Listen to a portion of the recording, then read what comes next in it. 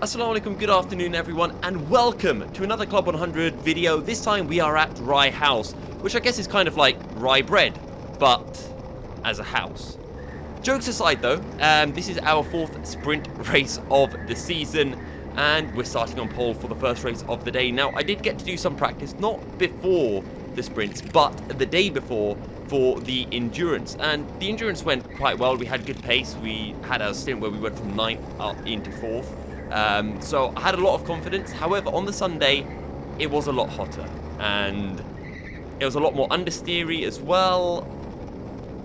Also, I really needed a good result, because the last time out at Whilton Mill, it went pretty badly. So it was very important for me that I got things underway well. And this was a hard heat, because I had Harrison Kirkham starting directly behind me. I also had Dante Dillon and Rob Newman further back, as well as Dan Seeger a little bit further behind. But we start off our race without any real issues. In through turn 1 we go. We're in the lead. It's kind of where we expect it to be, all things considered.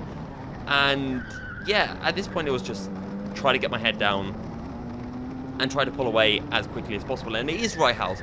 It's a very difficult circuit to overtake at, which meant that I was kind of thinking, right, even if people do catch up to me, maybe I can keep them behind. As we head on to lap 3 though, I kind of understeer wide. I don't know if I maybe got a little push from Harrison. I don't think I did. But he goes up my inside. I think maybe I can go up the inside. He defends, so I have to look to the outside into hairpin 1. And again, I just try to get a good run on him. I don't, and I slot behind. I know a couple of people said that my car looked a little bit shaky coming out of corners.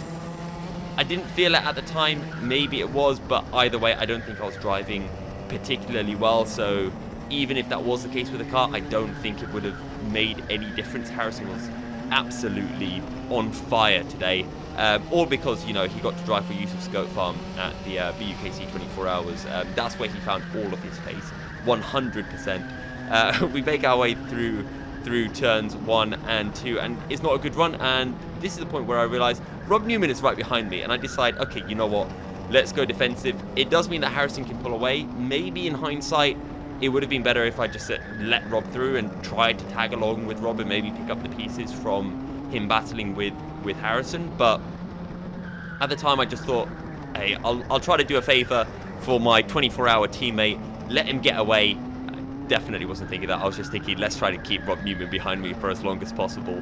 But I'll take, you know, the bonus brownie points for helping out Harrison as well as we go into lap 5. But Rob got a good run coming out of the final corner. He's on my inside. I have to leave him the room, and up the inside he goes. Job done. I do get a good run though coming out of the first couple of corners, and for a second I had to think about going up the inside. You can actually see there's a little piece of string on the front nose that kind of just flapped across the camera, which I thought was quite cool. But Rob's ahead.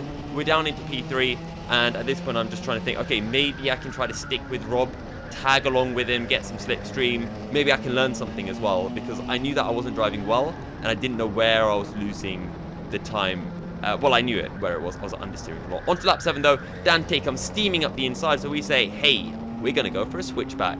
And then we go defensive into this hairpin, because I know people can overtake. It's actually where Rob Newman overtook me on the practice session just before this heat. There's about 4 minutes of practice that you get before the opening heat of the day in Club 100. We're heading on to the last lap of the race, and somehow we still have Dante behind me. As I made my way through turn 1, I had a look over my shoulder and I saw Dante was about 2-3 car lengths back, which is usually safe. But then I thought, you know what, let's just brake early, and Dante flies up the inside. So we get the switchback. And I'm very proud of myself for kind of seeing that one coming, because if I had braked a bit later and turned in, there probably would have been contact, and it could have been fairly bad for both of us. So just a bit of quick thinking, or a bit of foreshadowing, and it worked out quite well. And P3, to be honest, I'll take that for the first heat. I was kind of hoping to win it, I'm not going to lie, but it was a strong field, and I think I should be relatively happy with P3, especially considering that I was able to keep Dante behind at the very end. So moving on then to our second heat of the day. This time we are starting in P7. This was heat 6 overall, but the second time we were in the kart. It was absolutely blistering at Rye House. You can kind of see just how bright the sun is. I actually got sunburned for one of the first times. Me out in my vest like an absolute nutter, with the sun scorching down the entire way through.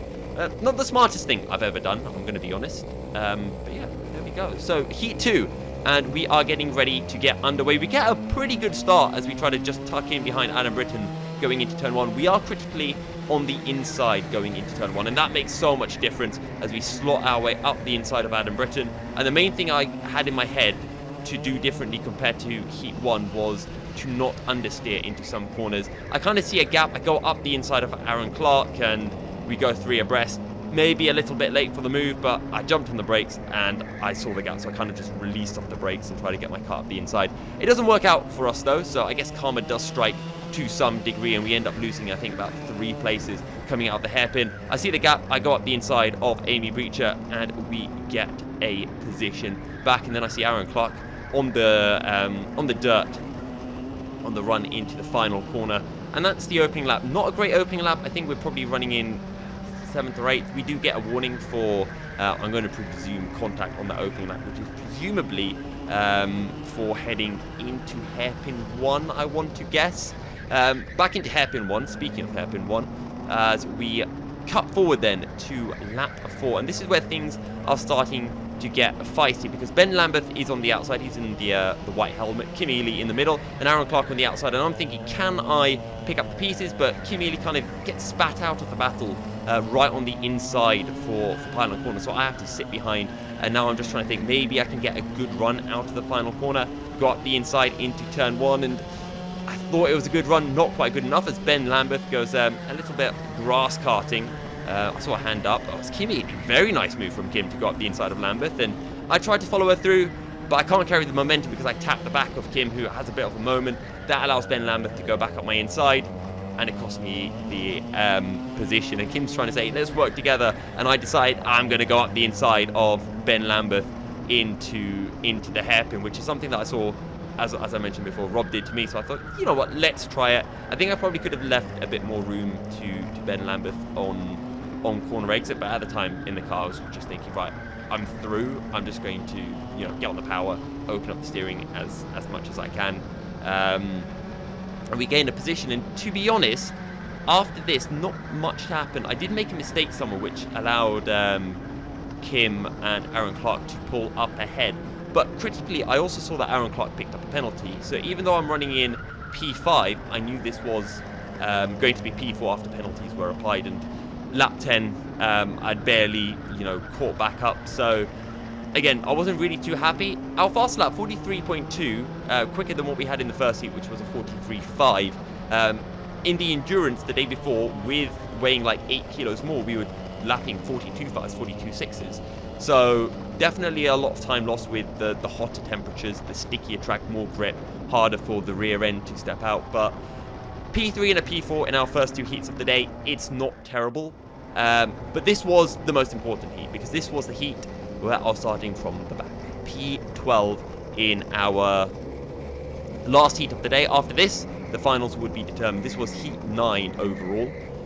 But something weird happens. I'm starting in P12, and Adam Britton moves over to the other side of the circuit, which promotes me up to P10. So somebody, I don't know if it was Adam or someone else, but somebody was starting in the wrong place, and it meant that I got to start a row further up. I'm not complaining. I got to start in P10. So, hey, we gained 2 places, and we didn't get a penalty for jump starting, so it's great. Again, it's just so chaotic at the start, and just trying to find our way through, trying not to get caught up in the absolute massacre. Someone has a spin, and that allows us to go up the inside of Ed Bars and one other driver. And I think just like that, we are actually in P7, 1, 2, 3, 4, 5. We're in P6. So we've gone from P12 or P10 up into P6. And now I'm just thinking, okay, let's get our heads down. Let's see what we can do. Maybe we have a chance of getting a podium, because we did get, you know, a really good getaway, a really good opening lap. And all I can really do at this point is just get my head down and see what comes our way. So we head into turn 1 then for the second time, and you can see there are a couple of drivers side by side. We do get that nice late apex on the power, but too far back to really have a go into hairpin 1. And again, I'm just trying to slot in behind Ben Lambeth, see what happens in front, and I'm thinking, oh, maybe I can go up the inside of Ben Lambeth again. He goes up the inside, and I say, okay, well, I've kind of got to follow through. And then heading towards pylon, I'm just thinking, right, let's follow Ben Lambeth. Round the outside we go, job done, on the brakes, and up the inside of pylon, and we gain a position up into, what is that now, P5. And again, head down, just try to keep on gaining time. One thing that I was actually really delighted about was the fact that I kind of remembered last year where I was really nervous to make overtakes into hairpin 1 and pylon. Like, I'd just back out of them because I didn't have the confidence. Whereas this time, I did have the confidence. I went for the moves, just like here, going for the move on Ben Lambeth. I tapped the back of Stephen Westwood, trying to get, fully alongside Ben. I lose momentum. Ben then gets the job done, and we look for the switchback. I gave him a little push. I was thinking maybe I can push him on exit, and then kind of looking for the switchback. We've got to slot in behind. We can't go up the inside into pylon because Ben very smartly covers off the move, and now he points forward saying, right, let's go again. And I don't blame Ben. If I was in his situation, I'd be saying the same thing, let's work together. But I was feeling really quick, so I was like, I'm not working with anyone. I do get a warning for contact, which presumably is hairpin 1. We get a really good run though through turns 1 and 2, and again I'm thinking, can I go up the inside? Too far back, jump on the brakes, and they're really battling feistily up ahead. I believe that is Jeremy Deeks. Ben Lambeth on the outside, and I'm just looking, you know what, let's pick up the pieces. The space doesn't fully open up for us on the exit, so we only get Ben Lambeth, but I say I want to go up the inside, and Jeremy Deeks covers it off. There's a bit of contact on his rear. To be honest, I've kind of looked back at that and thinking, is that a bump and pass? Because when I was in the race, to be honest, I didn't ever think that I'd done a bump and pass, so I don't know. It definitely does look like a bump and pass, but we didn't get a penalty for it. We didn't get a warning for it, so we move on. Into hairpin 1 we go, and we are now up into P3 with Stephen Westwood leading and Matthew Cockerham in P2. And again, I'm trying to think, what can I do? Matthew kind of slides mid-apex. That gives us a really good run. We're now on the outside. We have to back out because the space is always going to close. And up the inside, we go into pylon. Now, Matthew did speak to me after the race because he wasn't fond of that move, to say the least. And after discussing about it, we didn't see eye to eye. I don't want to talk about it too much, but I'll just give both of our points of view as Ben Lambeth goes up our inside. And this is one of my favourite overtakes of the day. We let Ben Lambeth go up the inside, and we get a really nice switch back. But going back to my previous point, essentially Matthew thinks I kind of steamed up the inside, used him as a brake to slow down.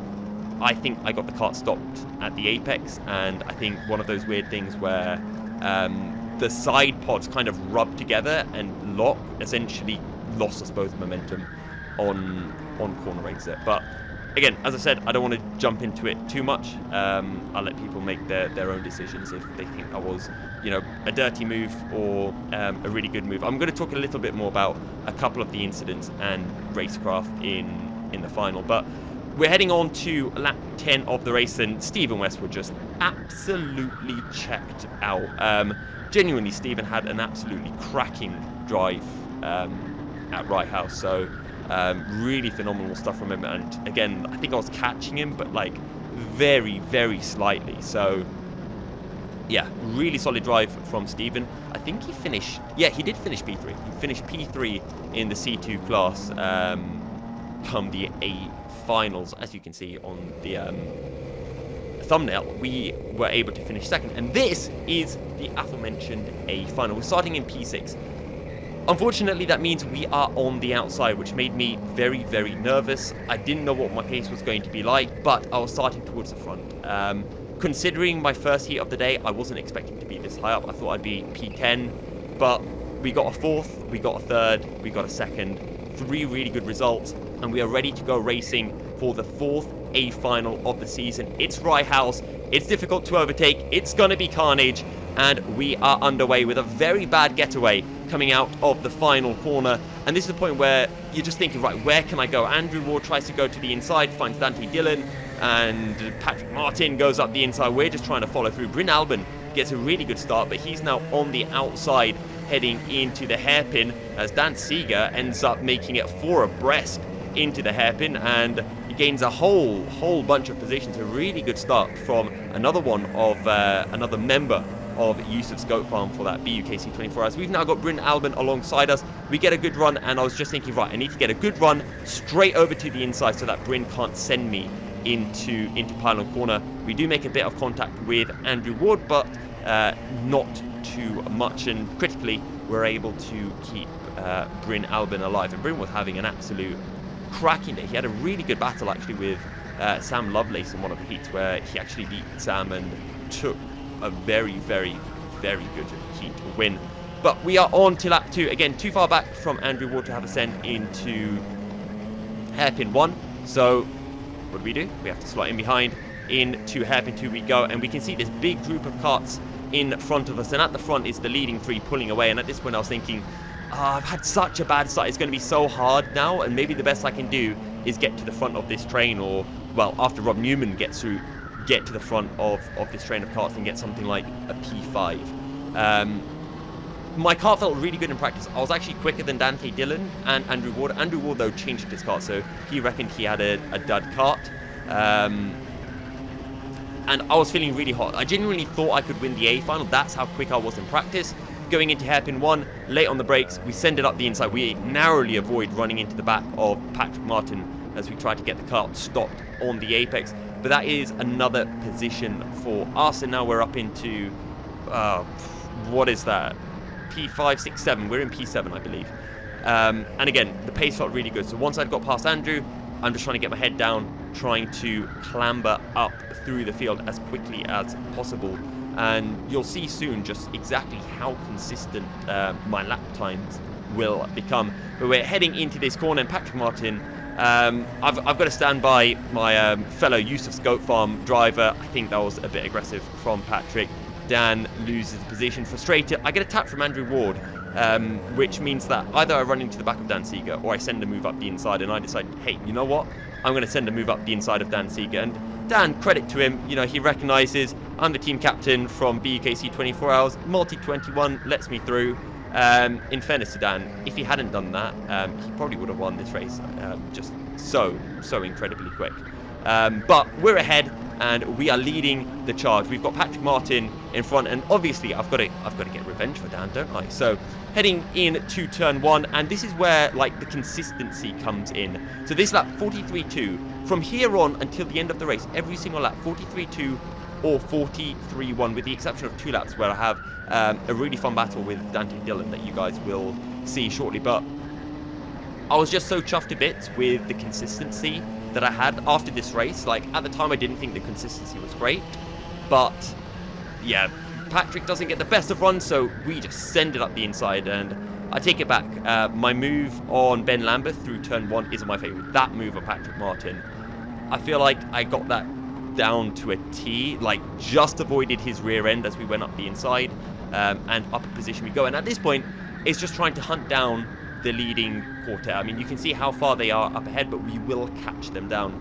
I do want to go back to talk about some of the driving standard stuff, and I want to give a shout out actually to Douglas Smith, who helped me remember something that I was saying actually last year at Rye House, which was how difficult it was at Rye House to overtake, and the fact that I thought I was quite close to the pace at Rye. Genuinely, last year I thought maybe 1-2 of the pace, but the big thing that I noticed was when some of the top C1 guys, the likes of Mike Coplin, Fraser Brunton, Dante, or I mean Dante at the time was C2, Darren Teal, when they got past me, they were able to make their moves so quickly, so decisively on everyone, and that's where I realised that's where I'm lacking, right? If I want to be as good as the top guys, I need to be decisive in my moves, I need to be able to make the overtakes. And into hairpin 1, into pylon, I felt like I've had so much more confidence this year than last year to make those overtakes.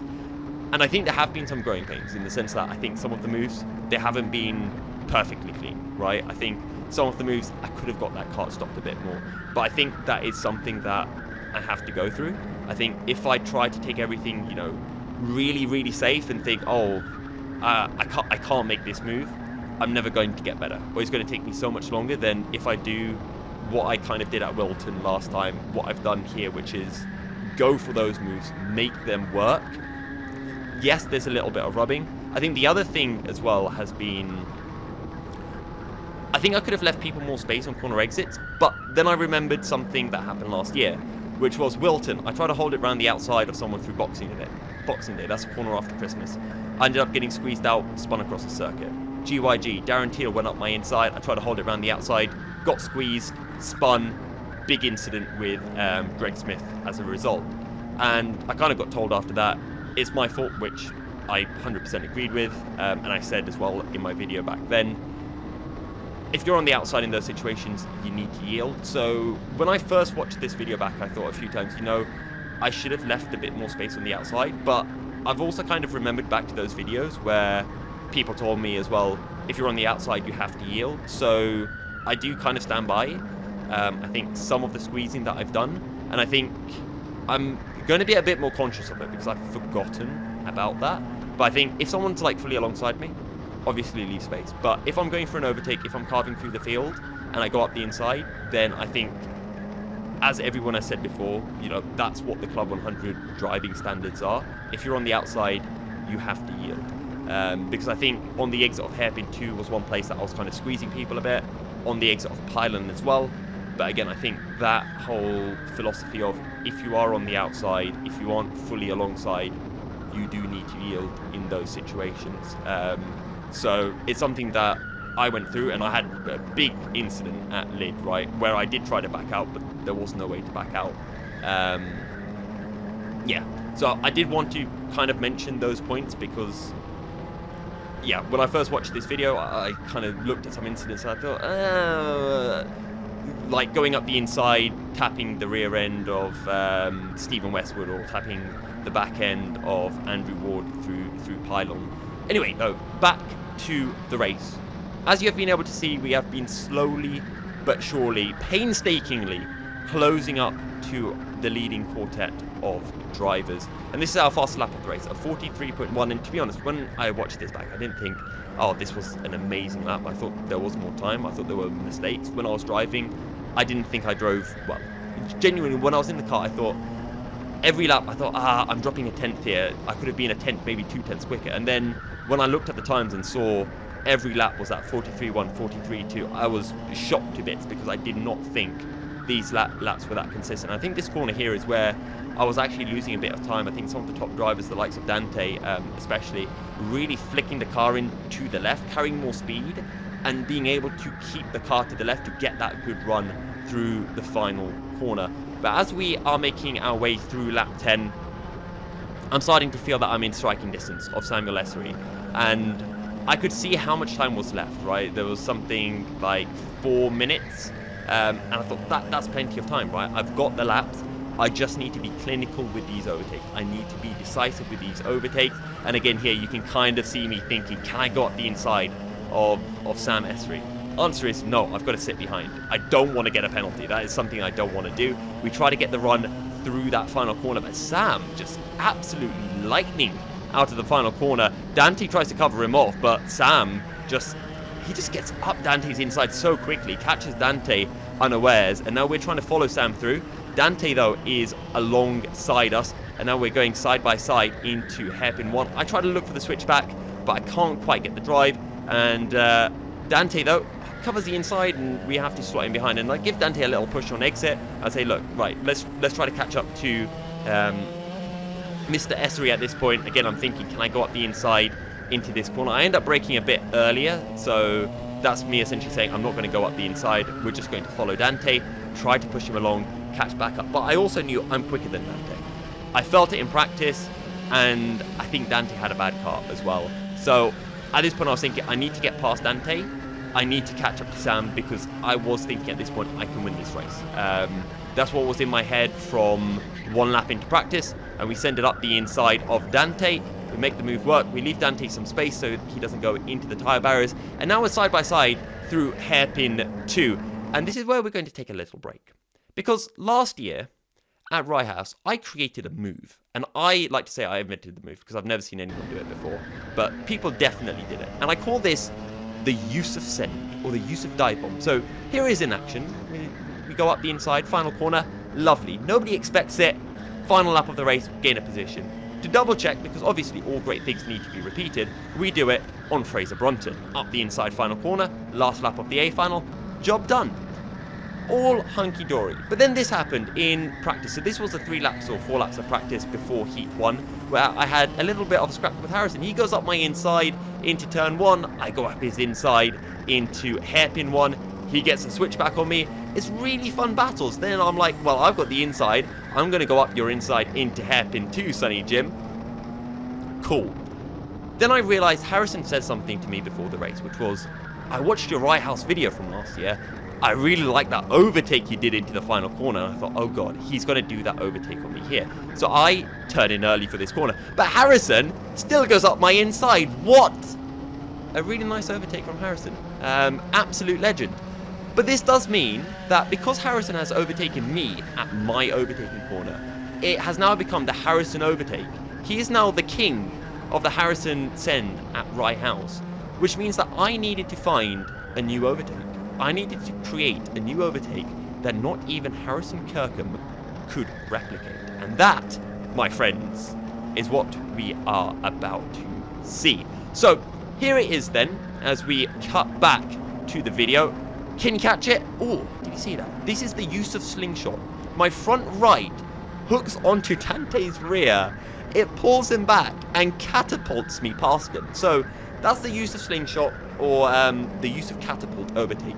Now, before anyone says anything, that was not intentional. Please do not try to recreate that. It is not a good move to do. It's not nice on JV's karts, and it's not a fair move. What happened there was I thought I was going to get squeezed. I lifted off, and if you watch back, you can literally see that I lift off. And then I realized Dante was leaving me enough space to get through, because there's a bit of the tyre barriers that kind of comes out a bit. I thought I was going to go straight into that. I was getting flashbacks of Lid from last year. So I backed out. My front then hooked onto Dante's rear. It pulled Dante's kart back, and that's also kind of when I realized that I wasn't going to hit the tyre barrier, so I went back on the power. It's not the way I wanted to overtake Dante. It was a fun battle to go side by side. If I hadn't backed out, I think I would have been able to make the move. But as it kind of panned out, that's the overtake, which I thought I'd make a little meme out of it. But that is us up into P4. And now I'm trying to hunt down the leading 3. And I saw when I crossed the line how much time was left. I knew this was the penultimate lap of the race. I knew I didn't have time, and I knew I had to give it absolutely everything. If you looked at those lap times as well, we lost nearly 2 seconds. Nearly 2 seconds battling with Dante. And, you know, you add 2 seconds to where we are, we'd be on the back of Harrison Kirkham right now. That is if we were able to get past Samuel Essery without issues. So I'm just thinking, right, I need to give it absolutely everything to try to close into Sam. And already at this point I'm thinking, where can I overtake Sam? I don't get a good run through the final corner. My front right wheel hooks over the curb. It cost me a bit of momentum, and I was kicking myself at this point because I was just thinking, I'm so close, and I know this is my best ever result in Club 100, but I wanted more, right? I knew this kart felt so good. I don't know if it was a rocket. At the time I thought it was a rocket. Looking back at the footage, I don't think it's a rocket. I think it's equal. I think it was just Dante had a bad kart. But again, it's just too little, too late. We lost so much time on the opening laps. We dropped down to about 9th from 6th, and then we had to clamber our way through the field. It was a really hard-fought race, and again, I'm like super proud of the pace that I had and how much quicker I am compared to last year, even earlier this year, and how much more decisive I'm being with these overtakes. But that's that. Us finishing in P4 at Rye House. It's P2 in class because Harrison Kirkham is in C2. Samuel Essery and our race winner Rob Newman were in C1. But that is pretty much everything from Rye House. We're going to be back at Clay Pigeon, which is the circuit where I came second in the Grads Championship. So feeling confident for that. Hopefully it will go well. And this was our first Club 100 race as well with the new helmet. So new helmet, working out quite well so far. But thank you everyone for watching, and I'll see you all next time at Clay